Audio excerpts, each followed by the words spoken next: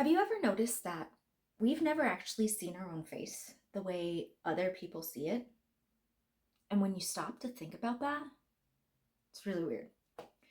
The only way we ever see our own face is in a mirror, which flips everything, or in photographs and videos, which capture one single frozen moment.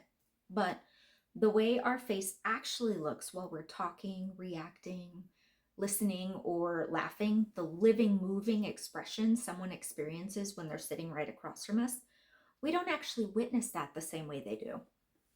Most of us carry a mental image of what we think we look like, but that picture is built on reflections or snapshots, not from the way our expressions naturally are created while we're interacting with someone. Another interesting part of this is how easily other people recognize us. Friends can spot us from across the room.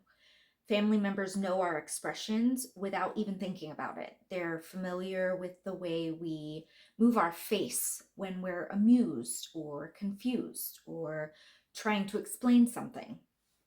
All of those small moments make up the way we appear to other people. But we rarely experience them ourselves. We're present for those moments, but we don't actually see them. I started noticing this more after recording some of my videos. Watching yourself on camera is a very odd experience. You start to see expressions you didn't realize you had, like the way your mouth moves when you're thinking, or the way your eyes shift when you're talking.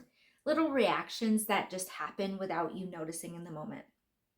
Things that other people probably see all the time, but you only discover them later. Also, I read somewhere that there's something called a True Mirror app. Apparently, it shows your face the way other people actually see it instead of the flipped version that in the mirror that you're used to. I haven't tried it yet.